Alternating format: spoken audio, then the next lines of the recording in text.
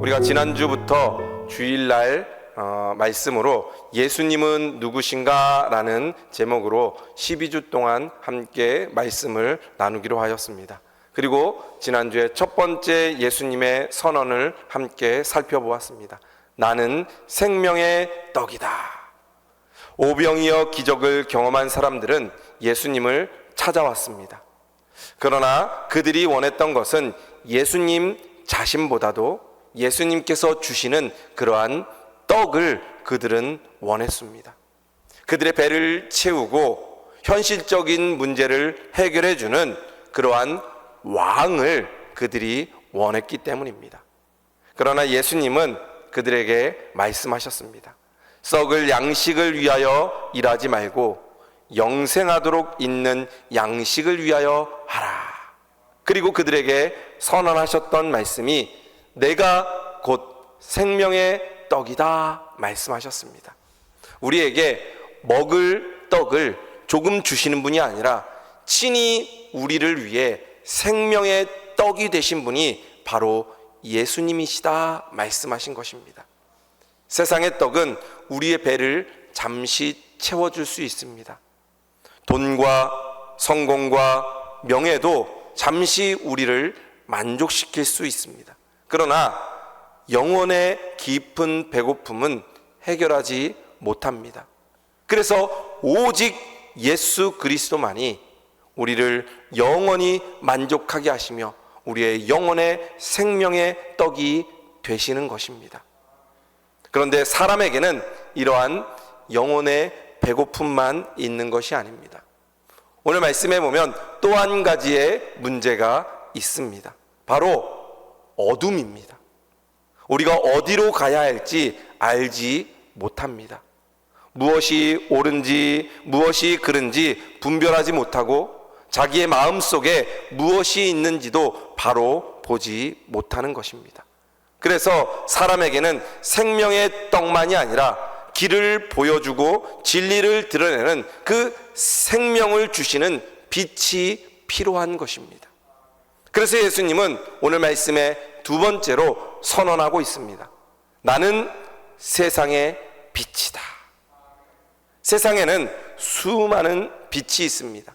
우리를 알게 하는 지식이라는 빛도 있고 우리를 가르치는 교육의 빛도 있고 과학이나 기술이 발전하면서 인간의 모든 것이 다 해결될 거다라고 생각합니다. 실제로 이 세상은 이전보다 훨씬 더 밝아졌습니다. 아는 것도 많아지고 편리해지고 더 많은 것을 우리는 누리게 되었습니다. 핸드폰 하나면 모든 것을 다 처리할 수 있습니다. 인공지능도 발달해서 무엇이든지 물어보면 다 대답을 해주는 그러한 AI도 발전하였습니다. 그런데 이상합니다. 세상이 이렇게 밝아졌는데 사람의 마음은 계속해서 더 어두워집니다. 지식은 많아졌는데 왜 무엇이 옳고 그른지를 분별하지 못하는 사람들이 더 많아집니다. 물질은 풍요로워졌는데 마음은 더 공허해집니다. 밤을 밝히는 빛은 많아졌는데 영혼을 밝히는 빛은 사람이 만들 수 없기 때문입니다. 그래서 성경에는 어둠은 하나님을 떠난 인간의 영적인 상태다라고 말씀하고 있습니다. 죄로 인해 하나님을 알지 못하고 진리를 분별하지 못하며 자신이 어디로 가는지 알지 못하는 상태가 바로 어둠이다라고 말씀하고 있습니다. 그래서 예수님은 지금 어두워져 있는 이 세상 가운데 또 우리 가운데 오늘 말씀해 보면 나는 세상의 빛이다 라고 말씀하고 있습니다. 예수님은 빛을 가르쳐 주신 분이 아니라 예수님 자신이 빛이다 라고 말씀하고 있는 것입니다. 그렇다면 오늘 이 말씀을 통해서 우리가 빛이 되신 예수님에 대해서 함께 은혜를 나누고자 합니다. 첫 번째는 빛이 없으면 사람은 어둠 속에서 길을 잃습니다. 예수님께서는 나는 세상의 빛이다 라고 선언하셨던 것은 세상이 어둠 가운데 있다는 사실을 전제하고 있는 것입니다. 빛이 필요한 이유는 어둠이 있기 때문입니다. 낮에는 환한 태양이 있기 때문에 빛이 필요 없습니다. 그러나 깜깜한 밤이 되면 앞이 보이지 않기 때문에 빛이 필요한 것입니다. 우리가 낮에 길을 다닐 때는 빛이 필요 없습니다. 그러나 사방이 막혀 있는 어두운 곳에 들어가게 되면 빛이 필요한 것입니다. 바로 그렇듯이 성경 말씀에서는 하나님을 떠난 인간의 상태가 바로 어둠이다 라고 말씀하십니다. 에베소서 5장 8절 말씀에 너희가 전에는 어둠이더니 이제는 주 안에서 빛이라. 성경은 우리가 단지 어둠 속에 있었다 말하지 않습니다. 우리가 전에는 어둠이었다 말씀하고 있습니다. 죄는 우리의 주변만 어둡게 하는 것이 아니라 우리의 생각과 마음과 의지를 어둡게 만듭니다. 그래서 우리는 어둠이었던 것입니다. 그 어둡기 때문에 우리는 우리 자신을 밝히 보지 못하는 것입니다. 이처럼 죄는 인간의 눈을 어둡게 합니다. 창세기 3장 말씀에 보면 뱀이 아담과 하와에게 선악을 알게 하는 나무를 먹으면 눈이 밝아질 것이다 라고 말합니다.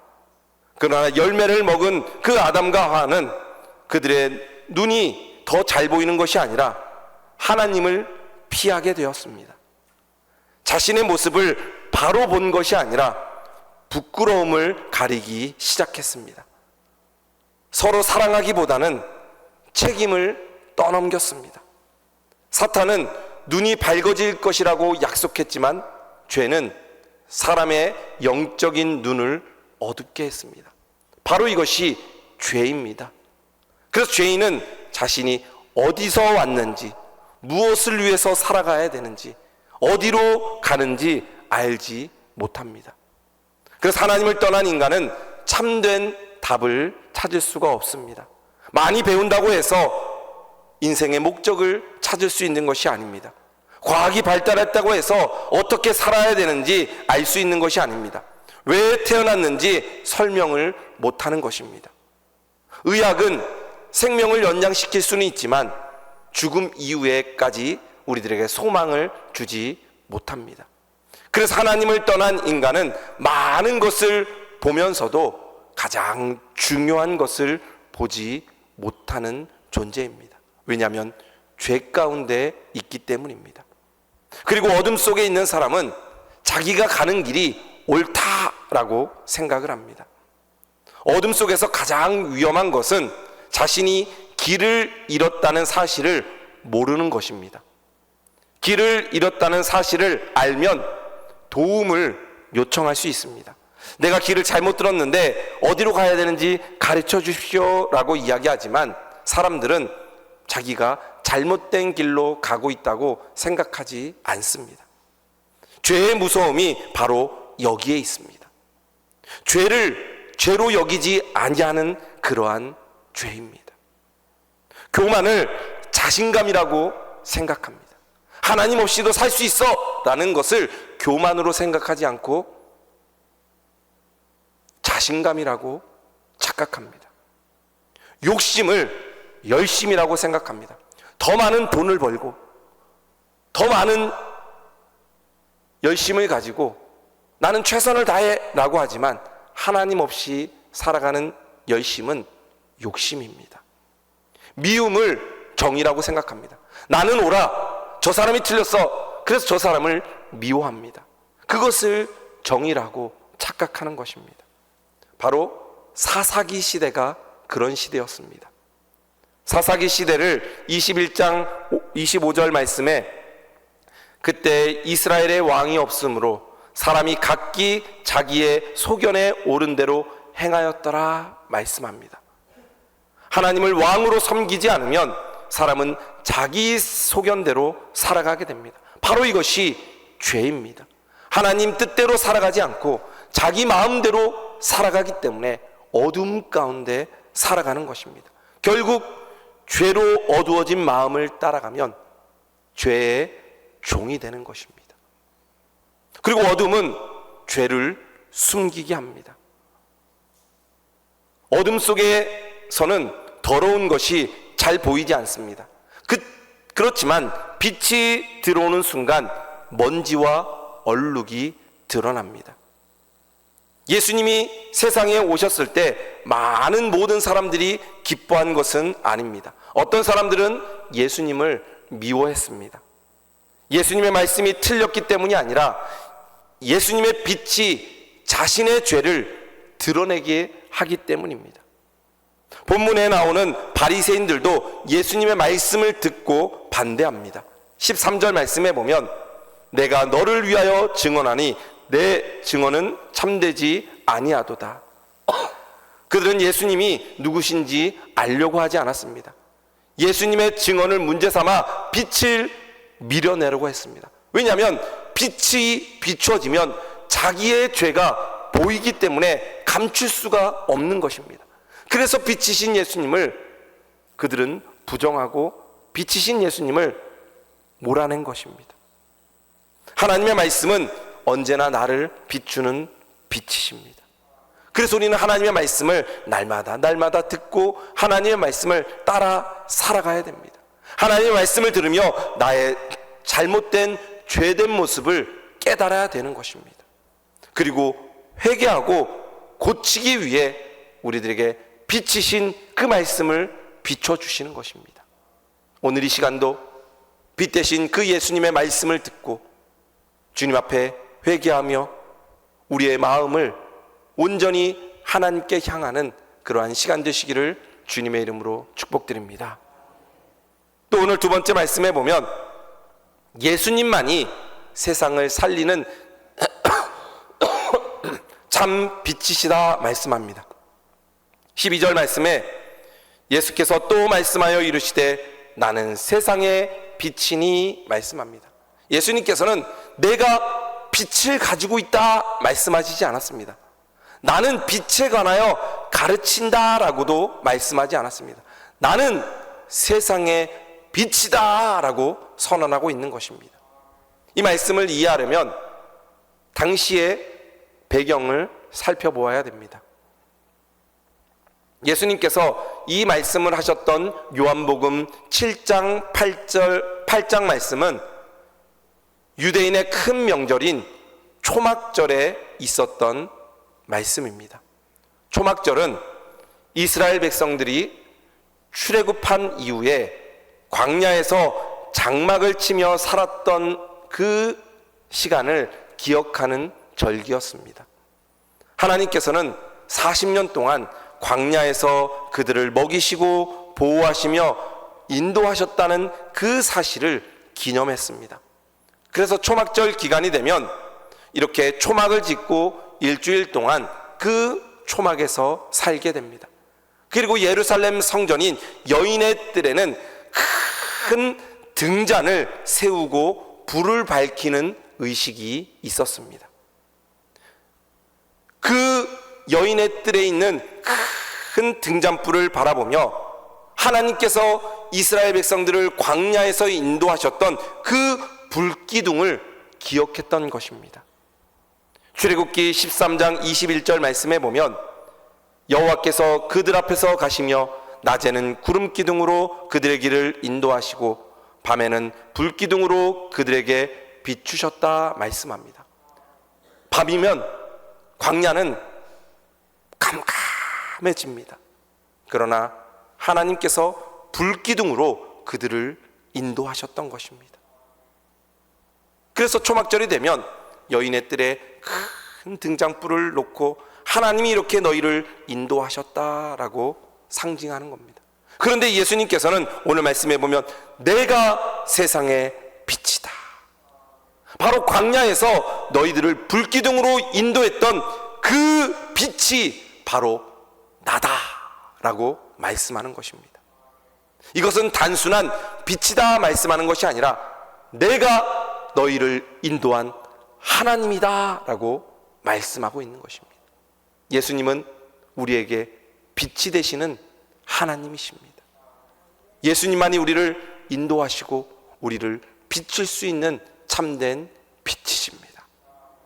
또 예수님은 우리들에게 창조의 빛이 되십니다. 성경에 처음 나오는 창세기 1장 1절 2절 말씀을 함께 보겠습니다. 태초에 하나님이 천지를 창조하시니라. 땅이 혼돈하고 공허하며 흑암이 깊음 위에 있었다라고 말씀합니다. 태초에 하나님이 천지를 창조하십니다. 그리고 3절 말씀에 이렇게 말씀하십니다. 하나님이 이르시되 빛이 있으라 하시니 빛이 있었다. 하나님께서 혼돈과 공허와 흑암 속에 빛을 비추셨습니다. 그리고 이 세상이 창조된 것입니다. 창세기의 이 말씀을 잘 기억하시고 요한복음 1장 1절 말씀을 우리 함께 읽어보겠습니다. 태초에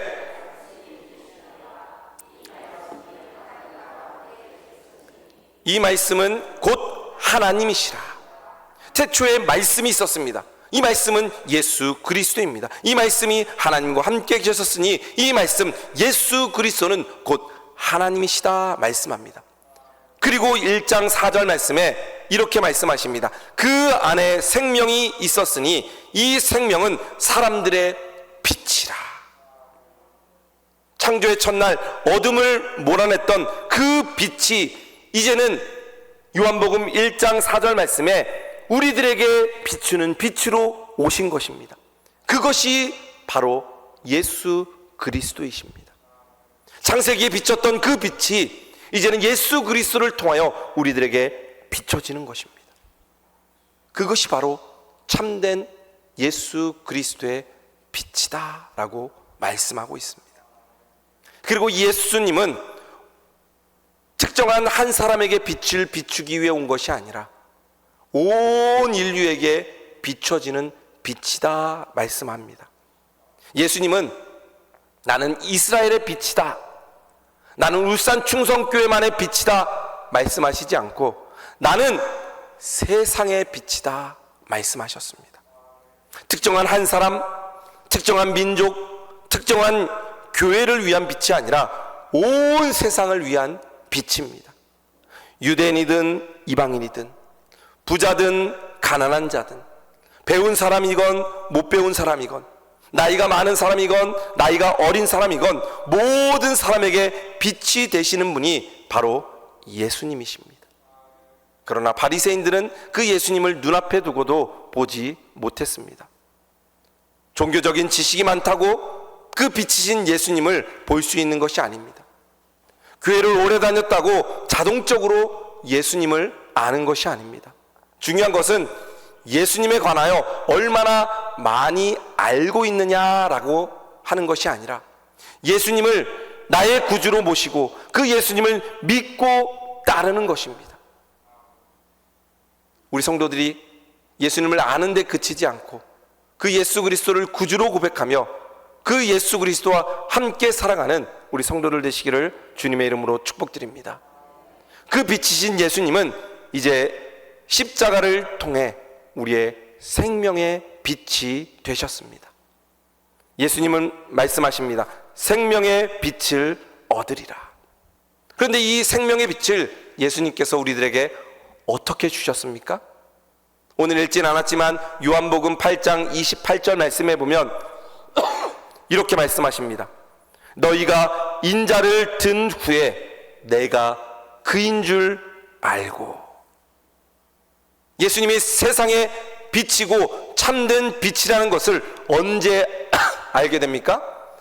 인자가 든 후에, 바로 십자가에 달린 후에 예수님이 참된 빛인 것을 알게 됩니다. 왜냐하면 그 십자가로 인해서 우리가 구원함을 받았기 때문입니다. 예수 그리스도가 십자가에 달리셨을 때 온 땅에 어둠이 임하셨습니다. 그러나 빛 대신 예수님께서 우리의 어둠 속으로 들어가셨고 우리가 받아야 될 그 모든 심판을 대신해서 받으셨습니다. 빛이신 예수님께서 우리의 어둠을 감당하셨기 때문에 우리가 생명의 빛을 얻을 수 있었습니다. 예수님이 사흘 만에 부활하셨고 무덤의 어둠을 깨뜨리시고 생명의 빛으로 일어나셨습니다. 그래서 이제는 어두움은 빛을 이길 수 없었습니다. 그리고 빛 대신 예수님께 우리가 나아가면, 그 예수 그리스도를 믿게 되면 참된 생명을 얻게 되는 것입니다.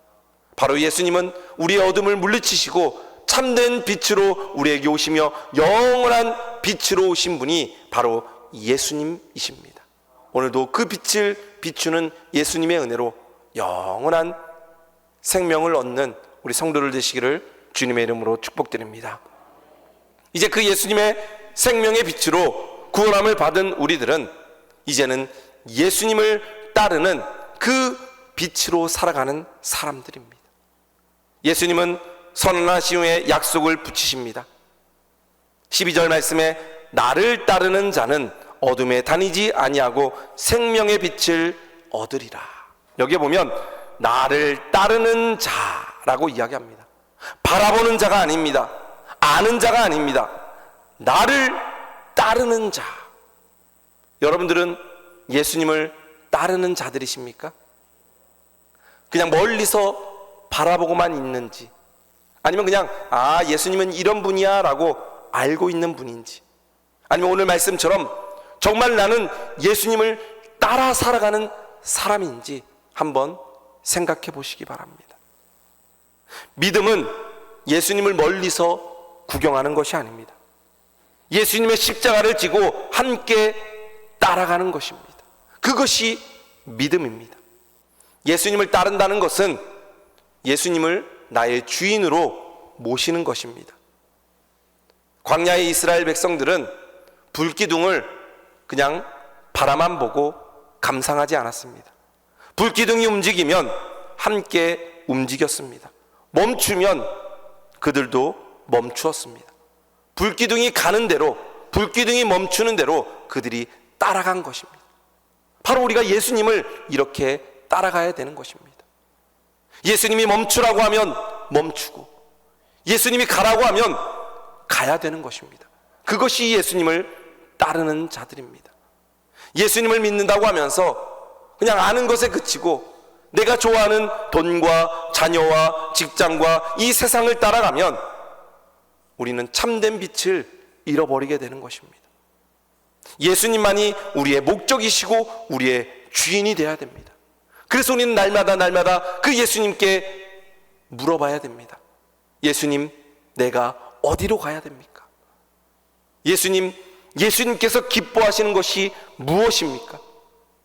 예수님께 영광 돌리려면 제가 무슨 일을 해야 됩니까? 우리 성도님들이 빛이신 예수님을 따라가며 그 주인이 되신 예수님을 날마다 따라 살아가는 우리 성도들 되시기를 주님의 이름으로 축복드립니다. 그 빛이신 예수님을 따라가는 사람은 말씀을 따라 살아갑니다. 시편 119편 105절 말씀에 보면 주의 말씀은 내 발의 등이요 내 길의 빛이니이다 말씀하십니다. 예수님을 따른다는 것은 막연한 느낌이 아니라 말씀을 따라 살아가는 것입니다. 하나님께서는 인생의 전체를 한꺼번에 우리들에게 보여주시지 않습니다. 등불은 멀리 있는 것을 비추지 않고 내 발 앞에 있는 것을 비추는 것이 바로 등불입니다. 내 앞에 몇 걸음을 비춰주는 것이 바로 등불입니다.